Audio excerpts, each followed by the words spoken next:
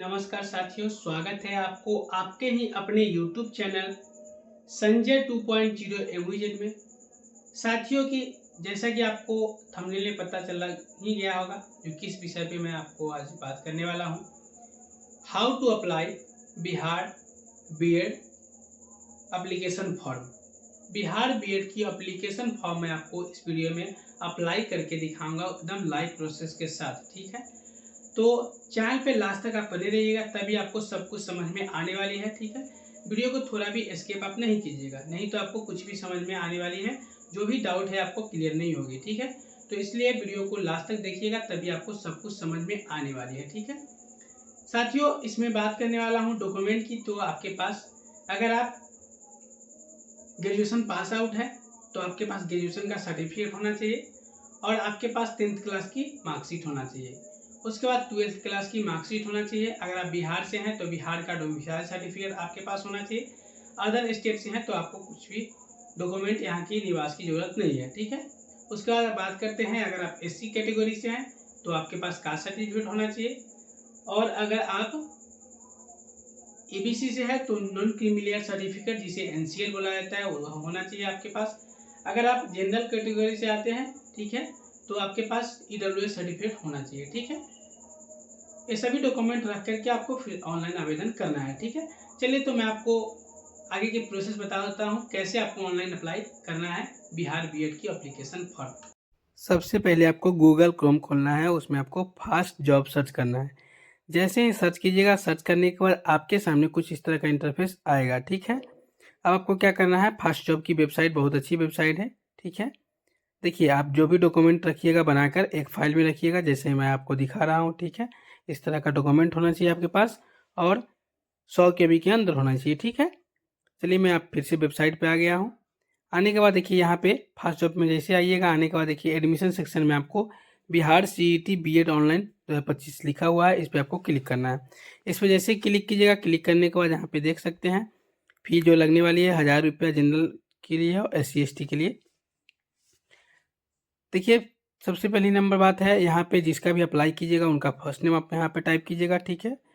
First name type करने के बाद अब आपको क्या करना है, यहाँ पे आपको लास्ट नेम लिखना है, ठीक है। अगर किसी का मिडिल नेम है तो ही लिखिएगा, नहीं है तो नहीं लिखिएगा, ठीक है। यहाँ पे मेल है तो मेल, या अगर फीमेल है तो फीमेल। यहाँ पे जो भी डेट ऑफ बर्थ है, डेट ऑफ बर्थ को यहाँ पे मेंशन कीजिएगा। आपको ध्यान रहे, जो डेट ऑफ बर्थ आप मेंशन कीजिएगा वो आपके मार्कशीट में और आधार में सेम होना चाहिए, ठीक है। यहाँ पे पिताजी का नाम, ठीक है, जो भी पिताजी का नाम आपका होगा पिताजी का नाम टाइप कर दीजिएगा। यहाँ पे अपनी माता जी का नाम टाइप कीजिएगा, जो भी आपका माँ का नाम होगा। यहाँ पे मेल ID टाइप कीजिएगा, ठीक है। आपको ध्यान रहे, मेल ID वही टाइप कीजिएगा जो मेल ID आपका आपके मोबाइल में लॉगिन हो, ठीक है। अदरवाइज कोई और मेल ID आप टाइप नहीं कीजिएगा, नहीं तो दिक्कत हो सकती है, ठीक है। इस बात को ध्यान रहे आपको। मेल ID टाइप करने के बाद आपको सेंड OTP वेरीफाई पे क्लिक कीजिएगा, तो जो भी मेल ID आपने डाला है उस मेल ID पे एक 1 टाइम पासवर्ड जाएगा, ठीक है। चलिए मैं आपको करके दिखाता हूँ कैसे आपको करना है। यहाँ पे देखिए मेल ID डाल दिए हैं। अब आपको यहाँ पे सेंड OTP टू वेरीफाई पे क्लिक करना है। जैसे इस पर क्लिक कीजिएगा, क्लिक करने के बाद यहाँ पे देख सकते हैं जो भी मेल ID आपने डाला है उस मेल ID पे एक 1 टाइम पासवर्ड आया है, ठीक है। उस पासवर्ड को डाल करके सबमिट OTP पे क्लिक कर दीजिएगा। क्लिक करने के बाद यहाँ पे आपको देखिए अल्फ़ाबेटिकल एक पासवर्ड बनाना है, ठीक है। आपको ध्यान रहे, जो भी पासवर्ड बनाइएगा न्यूमेरिकल अक्षर आपको होना चाहिए, ठीक है। जैसे कि मान लीजिए संजय @123 आप डाल सकते हैं, कोई दिक्कत नहीं होने वाली है, ठीक है। जो भी आपका नाम होगा अपना नाम डाल सकते हैं। यहाँ पे जो भी कैप्चा है उस कैप्चा को डाल करके आपको लॉगिन कर देना है, ठीक है। जैसे ही लॉगिन कीजिएगा यहाँ पे आपका पूरी डिटेल्स आपको दिखेगा, ठीक है। यहाँ पे देख सकते हैं सब कुछ सही है। अगर सही है तो आपको क्या करना है, फिर आपको कन्फर्म पे क्लिक करना है, ठीक है। अगर सही है तो आपको फिर से कन्फर्म पे क्लिक करना है, ठीक है। कन्फर्म पे जैसे ही क्लिक कीजिएगा, यहाँ पे कन्फर्म आपकी रजिस्ट्रेशन हो जाएगी। देख सकते हैं आप यहाँ पे कन्फर्म कर लिए हैं, जो भी रजिस्ट्रेशन हमने किया है यहाँ पे कन्फर्म हो गया। Go to back to home पे क्लिक करेंगे। जैसे क्लिक करेंगे यहाँ पे जो भी रजिस्ट्रेशन यूजर ID और जो भी पासवर्ड हमने बनाया था उसे डालकर सबमिट करेंगे। माई एप्लीकेशन पे फिर क्लिक करेंगे। जैसे ही माई एप्लीकेशन पे क्लिक करेंगे, क्लिक करने का यहाँ पे प्रोग्राम सेलेक्ट करना है, तो BEd प्रोसीड करना है। प्रोसीड करने का ऐड टू प्रोग्राम पे क्लिक करेंगे। यहाँ पे ऐड टू प्रोग्राम पे क्लिक करने के बाद अप्लीकेंट डिटेल्स मांगी जा रही है। तो आपका जो भी नाम होगा, ठीक है, आपका जो भी नाम होगा उसे आपको हिंदी में टाइप करना है, ठीक है। आपको ध्यान रहे हिंदी में अगर नाम टाइप कीजिएगा तो आपको जो भी नाम होगा उसे केयरफुली टाइप कीजिएगा, ठीक है। नहीं तो आपको गलती अगर थोड़ा भी होगा तो दिक्कत हो सकती है, ठीक है। इसलिए सावधानी से अपना हिंदी में नाम टाइप कीजिएगा। अगर जिस नहीं हो रहा है आपको तो आपको क्या करना है, गूगल इनपुट की मदद से आपको अपनी नाम को यहाँ पे टाइप करना है, ठीक है। आपको इस बात को ध्यान रहे। तो जो भी नाम टाइप कीजिएगा उस नाम को आपको यहाँ पे गूगल इनपुट की मदद से आप लिख सकते हैं। यहाँ पे आपको नहीं दिक्कत होने वाली है, नॉमिनी की अक्षर यहाँ पे आपको आ जाएगा, ठीक है।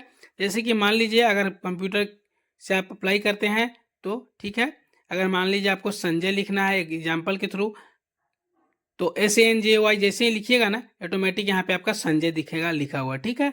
तो आपको ध्यान रहे इस बातों को, जब भी आप नाम टाइप कीजिएगा आपको साफ सुथरा नाम टाइप करना है और साफ सुथरा जो भी आपके नाम से जो भी हिंदी में नाम आपका होगा वही टाइप कीजिएगा, ठीक है। अन्यथा आपको थोड़ा भी गलती नहीं करना है, गलती करने फिर आपको दिक्कत हो सकती है, इस बात को आपको ध्यान रहे, ठीक है। तो जैसे कि मैं आपको दिखा रहा हूँ यहाँ पे जो भी नाम मैं टाइप कर रहा हूँ उस नाम को टाइप करने के बाद अब आपको क्या करना है, अब आपको जब नाम टाइप हो जाएगा तो फिर आपको नीचे की आना है। नीचे की आने के बाद आपसे जो भी डोमिसाइल है, जिस भी स्टेट से आप बिलोंग करते हैं उस स्टेट का नाम आपको डालना है, और जो भी आप जिला से बिलोंग करते हैं उस जिला का नाम डालना है, ठीक है। आपको ध्यान रहे बिना डोमिसाइल सर्टिफिकेट का यह फॉर्म आपका एक्सेप्ट नहीं हो पाएगा, रिजेक्ट कर दिया जाएगा। मतलब डोमिसाइल सर्टिफिकेट मतलब होता है आवासीय प्रमाण पत्र, ठीक है। तो इस बात को आपको ध्यान रहे, जो भी आप टाइप कीजिएगा बिना डोमिसाइल सर्टिफिकेट का आप फॉर्म अप्लाई नहीं कीजिएगा, नहीं तो आपको 100% फॉर्म आपका रिजेक्ट होगा, ये मेरी गारंटी है, ठीक है।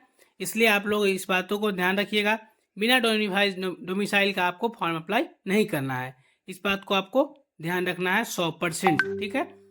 आपको इस बातों को मिस्टेक नहीं करना है, ठीक है। यहाँ पे देखिए अगर नाम आपका टाइप हो गया है, जैसे कि मैं आपको नाम गूगल इनपुट से ही टाइप करके दिखा रहा हूँ, ठीक है। थोड़ा समय लगता है इसमें, लेकिन देखिए जैसे मैं आपको कर रहा हूँ वैसे ऐसे आपको दिखेगा, ठीक है। यहाँ पे देख सकते हैं, यहाँ पे नाम टाइप अगर हो गया है, नाम टाइप होने के बाद आपको करना क्या है, आपको अब यहाँ पे जो भी आपका नाम है कंफर्म अगर हो गया है तो आपको डोमिसाइल स्टेट डालना है, ठीक है। तो डोमिसाइल स्टेट डालने के बाद यहाँ पे देखिए डोमिसाइल स्टेट डाल दिए हैं। डालने के बाद अब आपको क्या करना है, अब आपको यहाँ पे देखिए, यहाँ पे आइएगा तो स्टेट ऑफ डोमिसाइल, ठीक है। स्टेट ऑफ डोमिसाइल तो यहाँ पे बिहार, अदर से है तो अदर, इंडिया, यहाँ पे जो भी कैटेगरी से हैं BC1 BC2 SC ST EBC जो भी है आप उससे आप डाल दीजिएगा। डालने के बाद आपको अब क्या करना है, यहाँ पे आपको दिव्यांग है तो यस कीजिएगा, नहीं है तो नो कीजिएगा, ठीक है।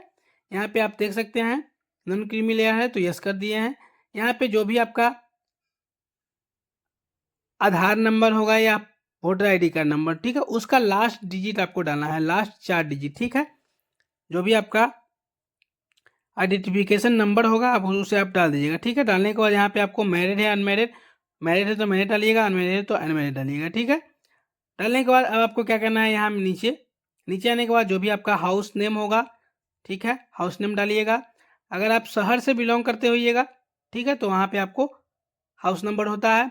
अगर आप गांव से बिलोंग करिएगा तो आपको वार्ड नंबर डाल दीजिएगा, कोई दिक्कत नहीं होने वाली है। जो भी लैंडमार्क है लैंडमार्क डालिएगा। लैंडमार्क डालने के बाद आपको नीचे दिख रहा होगा टोला मोहल्ला विलेज, ठीक है। तो जो भी आपका टोला मोहल्ला होगा, जो भी आपका विलेज होगा उसे डालिएगा। उसके बाद जो भी पोस्ट ऑफिस आपका होगा अपना पोस्ट ऑफिस को डाल दीजिएगा।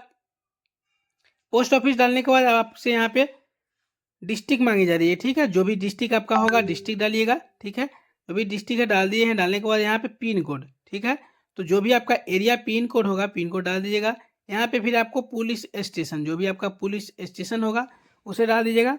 उसे डालने के बाद अब आपको क्या करना है, यहाँ पे जो भी अल्टरनेट नंबर अगर देना चाहते हैं आप तो दे सकते हैं, अगर नहीं देना चाहते हैं तो कोई दिक्कत नहीं है, नहीं भी दे सकते हैं, कोई दिक्कत नहीं होने वाली, ठीक है। यहाँ पे आपको सेव एंड प्रोसीड पे क्लिक करना है। सेव एंड प्रोसीड पे जैसे ही क्लिक कीजिएगा, क्लिक करने के बाद यहाँ पे देखिए आपसे मांगा जा रहा है फोटो, ठीक है।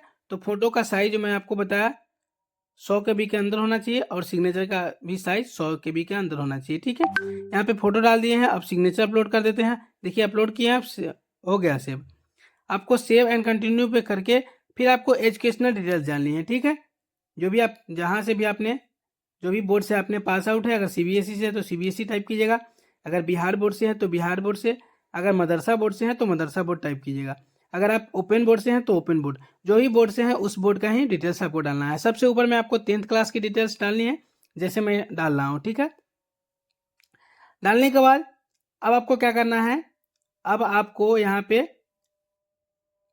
12th की डिटेल्स डालनी है, ठीक है, मतलब इंटरमीडिएट। जो भी बोर्ड से आप हैं, बिहार से हैं तो बिहार से, या बिहार संस्कृत बोर्ड से हैं, या चंडीगढ़ बोर्ड से हैं, या सेंट्रल सीबीएसई से हैं, जो भी बोर्ड से आप दे सकते हैं इंटरमीडिएट का डिटेल्स, ठीक है। यहाँ पे देखिए बिहार बोर्ड से बंदा है तो बिहार बोर्ड डाल दिए हैं, जो भी पासिंग ईयर है पासिंग ईयर डाल दिए हैं, जिस भी कॉलेज से पास आउट है, ठीक है, उस कॉलेज का यहाँ पे डिटेल डालना है, ठीक है।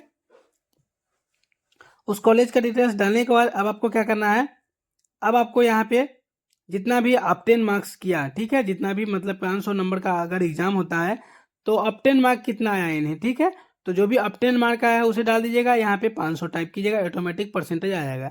अब आपको यहाँ पे ग्रेजुएशन का डिटेल डालना है, अगर बीए किए हैं तो बीए डालिएगा, बीएससी किए हैं तो बीएससी डालिएगा, ठीक है, या बीकॉम किए हैं तो बीकॉम डालिएगा, ठीक है। बंदा बीएससी किया है तो बीएससी का डिटेल्स मैं डाल दिया हूँ। बीएससी डिटेल डालने के बाद जो भी बोर्ड से पास आउट है उस बोर्ड के, जो भी यूनिवर्सिटी से है यूनिवर्सिटी डालेंगे।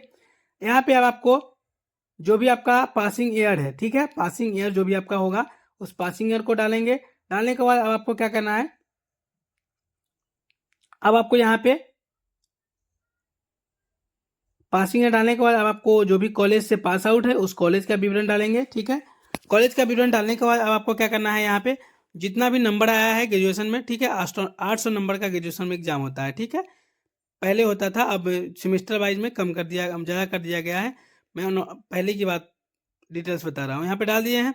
अब यहाँ पे देख सकते हैं आपको, अब आपको यहाँ पे जो भी है, जो भी डिटेल्स आपने डाला है उसका आपको मार्कशीट अपलोड करना होगा। जैसे कि मान लीजिए आवासीय प्रमाण पत्र, NCL certificate, secondary education examination board की डिटेल्स, ग्रेजुएशन की डिटेल्स, 10th क्लास की डिटेल्स, ठीक है। चलिए मैं आपको सबको डाल के दिखाता हूँ, 100 KB के अंदर होना चाहिए, ठीक है।